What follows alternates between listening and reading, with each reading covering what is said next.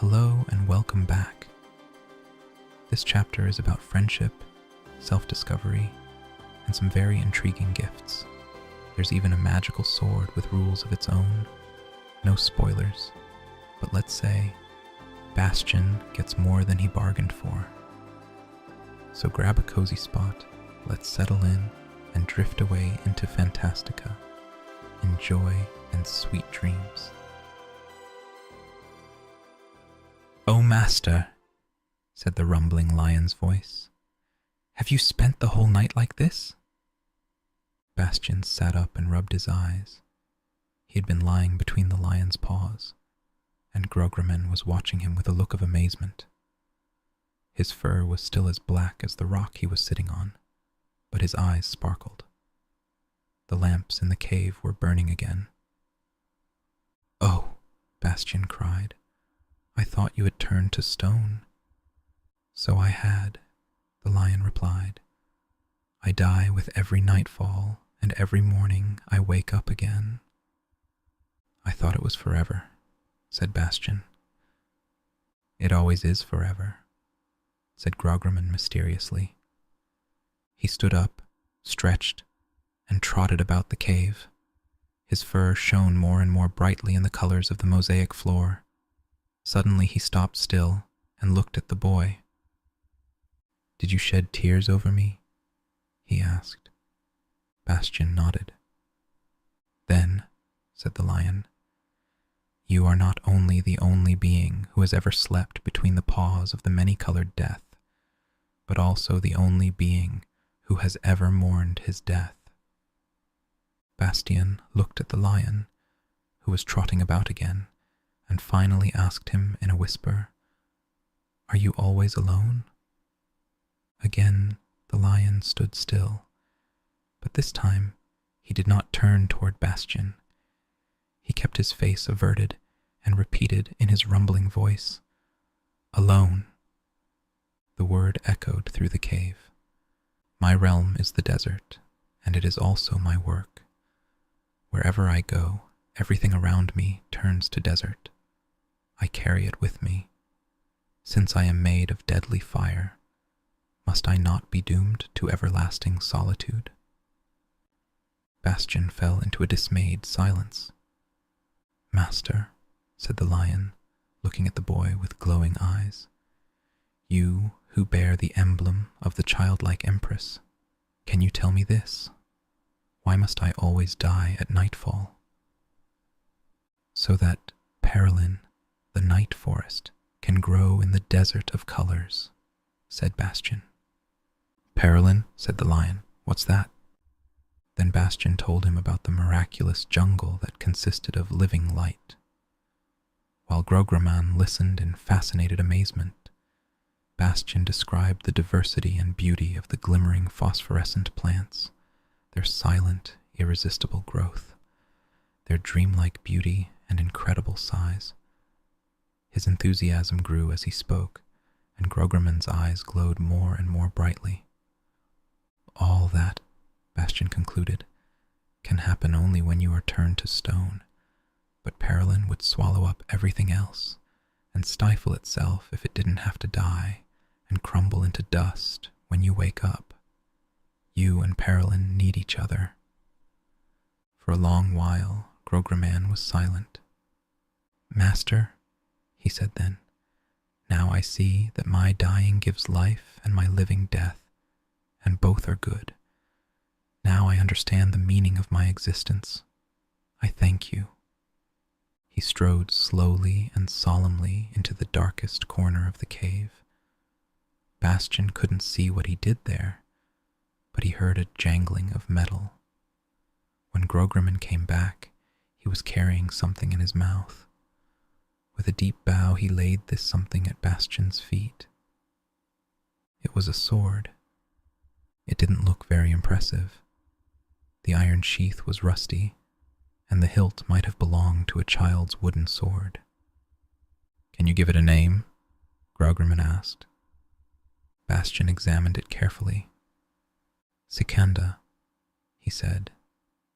In that same moment the sword darted from its sheath and flew into his hand. The blade consisted of pure light and glittered so brightly that he could hardly bear to look at it. It was double-edged and weighed no more than a feather. "This sword has been destined for you since the beginning of time," said Grograman, "for only one who has ridden on my back, who has eaten and drunk of my fire and bathed in it like you, can touch it without danger, but only because you have given it its right name does it belong to you." "Secanda," said Bastian under his breath, as fascinated by the gleaming light, he swung the sword slowly through the air. "It's a magic sword, isn't it?" "Nothing in all Fantastica can resist it," said Grograman, "neither rock nor steel, but you must not use force. Whatever may threaten you, you may wield it only if it leaps into your hand of its own accord, as it did now. It will guide your hand, and by its own power will do what needs to be done. But if your will makes you draw it from its sheath, you will bring great misfortune on yourself and on Fantastica. Never forget that." "I will never forget it," Bastian promised. The sword flew back into its sheath, and again it looked old and worthless. Bastian grasped the leather belt on which the sheath hung and slung it around his waist. "And now, master," Grograman suggested, "let us, if you wish, go racing through the desert together. Climb on my back, for I must go out now." Bastian mounted, and the lion trotted out into the open. The night forest had long since crumbled into colored sand, and the morning sun rose above the desert horizon. Together they swept over the dunes, like a dancing flame, like a blazing tempest. Bastian felt as though he were riding a flaming comet through light and colors. Toward midday, Grograman stopped. "This, master, is the place where we met." Bastian's head was still reeling from the wild ride. He looked around, but could see neither the ultramarine blue nor the fiery red hill, nor was there any sign of the letters he had made. Now the dunes were olive green and pink. "It's all entirely different," he said. "Yes, master," said the lion. "That's the way it is. Different every day. Up until now I didn't know why. But since you told me that Perilin grows out of the sand, I understand." "But how do you know it's the same place as yesterday?" "I feel it, as I feel my own body. The desert is a part of me." Bastian climbed down from Grograman's back and seated himself on the olive green hill. The lion lay beside him, and now he too was olive green. Bastian propped his chin on his hand and looked out toward the horizon. "Grograman," he said after a long silence, "may I ask you a question?" "Your servant is listening." "Is it true that you've always been here?" "Always." "And the desert of Goab has always existed?" "Yes, the desert too. Why do you ask?" Bastian pondered. "I don't get it," he finally confessed. "I'd have bet it wasn't here before yesterday morning." "What makes you think that, master?" Then Bastian told him everything that had happened since he met Moonchild. "It's all so strange," he concluded. "A wish comes into my head, and then something always happens that makes the wish come true. I haven't made this up, you know. I wouldn't be able to. I could never have invented all the different night plants in Perilin, or the colors of Goab, or you.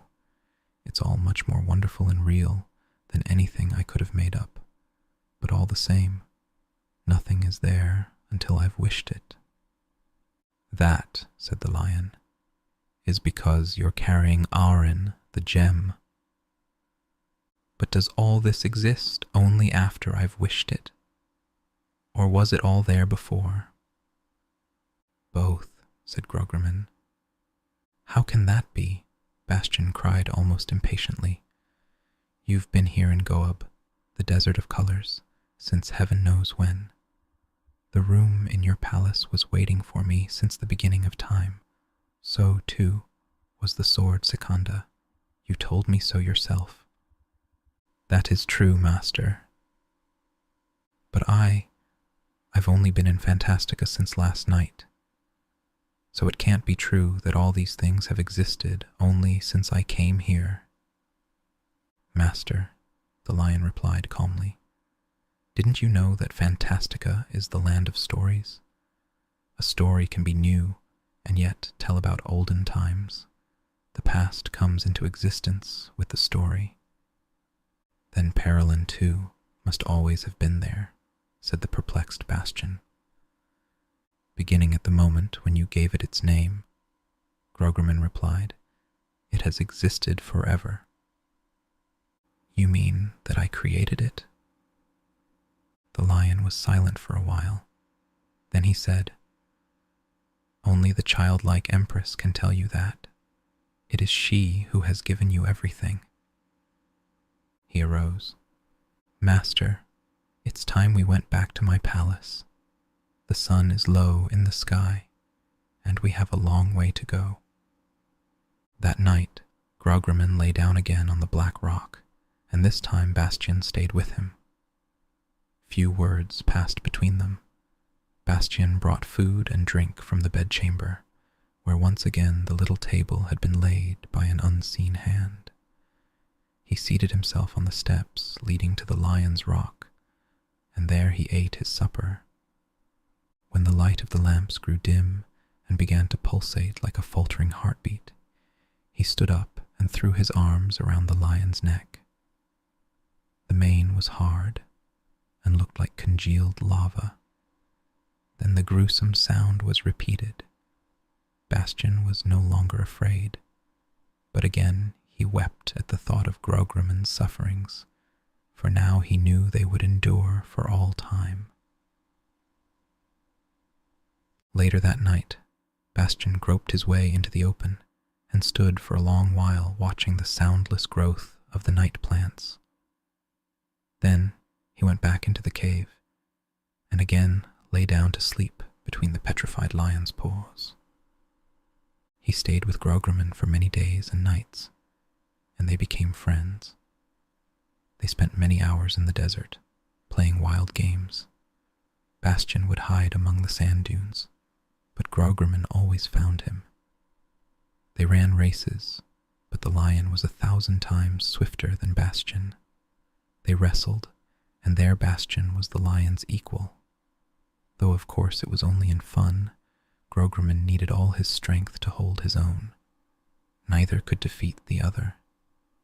Once, after they had been wrestling and tumbling, Bastian sat down, somewhat out of breath, and said, "Couldn't I stay with you forever?" The lion shook his mane. "No, master." "Why not? Here there is only life and death, only Perilin and Goab, but no story. You must live your story. You cannot remain here." "But how can I leave?" Bastian asked. "The desert is much too big. I'd never get to the end of it. And you can't carry me out of it, because you take the desert with you. Only your wishes can guide you over the pathways of Fantastica," said Grograman. "You must go from wish to wish. What you don't wish for will always be beyond your reach. That is what the words far and near mean in Fantastica. And wishing to leave a place is not enough. You must wish to go somewhere else and let your wishes guide you." "But I can't wish to leave here," said Bastian. "You must find your next wish," said Grograman almost sternly. "And when I find it," Bastian asked, "how will I be able to leave here?" "I will tell you," said Grograman gravely. "There is in Fantastica a certain place from which one can go anywhere, and which can be reached from anywhere.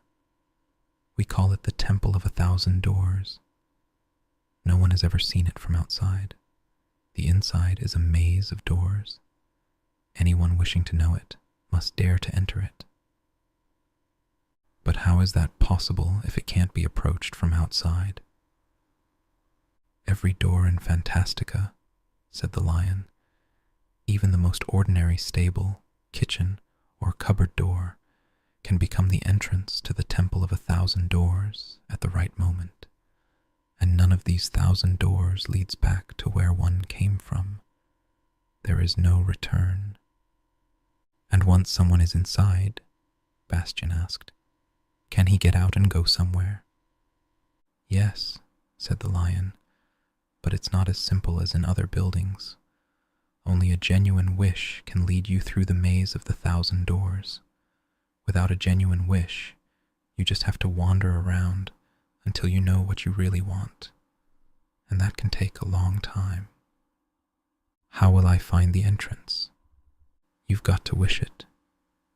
Bastian pondered a long while. Then he said, it seems strange that we can't just wish what we please. Where do our wishes come from? What is a wish anyway? Grograman gave the boy a long, earnest look, but made no answer. Some days later, they had another serious talk. Bastian had shown the lion the inscription on the reverse side of the gem. What do you suppose it means? He asked. Do what you wish. That must mean I can do anything I feel like. Don't you think so? All at once, Grograman's face looked alarmingly grave, and his eyes glowed. No, he said in his deep, rumbling voice. It means that you must do what you really and truly want, and nothing is more difficult. What I really and truly want. What do you mean by that? It's your own deepest secret, and you yourself don't know it. How can I find out? By going the way of your wishes, from one to another, from first to last. It will take you to what you really and truly want. That doesn't sound so hard, said Bastian. It is the most dangerous of all journeys. Why? Bastian asked. I'm not afraid. That isn't it, Grograman rumbled. It requires the greatest honesty and vigilance, because there's no other journey on which it's so easy to lose yourself forever. Do you mean because our wishes aren't always good? Bastian asked. The lion lashed the sand he was lying on with his tail.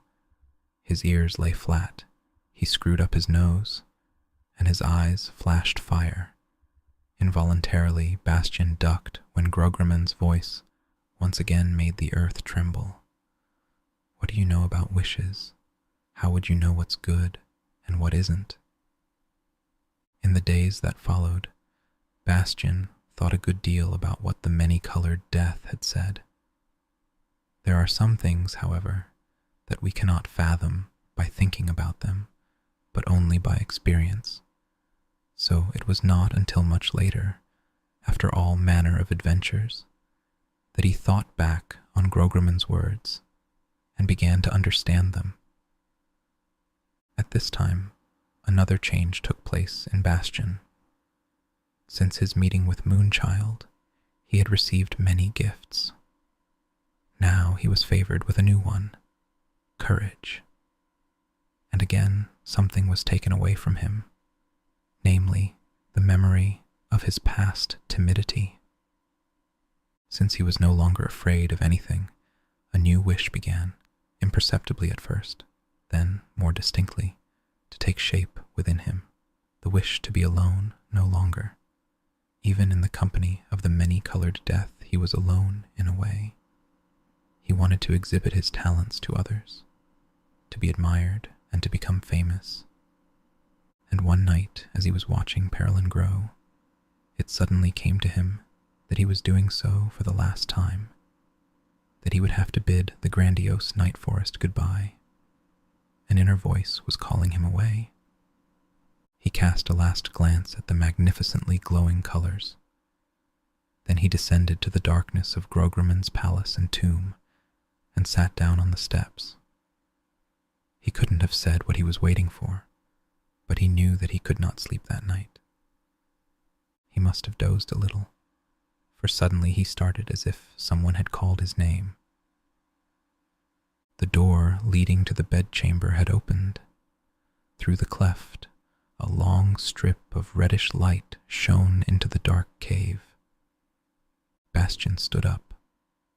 Had the door been transformed for this moment into the entrance of the Temple of 1,000 Doors? Hesitantly he approached the cleft and tried to peer through. He couldn't see a thing. Then slowly, the cleft began to close. In a moment his only chance would pass. He turned back to Grograman, who lay motionless with eyes of dead stone on his pedestal. The strip of light from the door fell full on him. "Goodbye, Grograman, and thanks for everything," he said softly.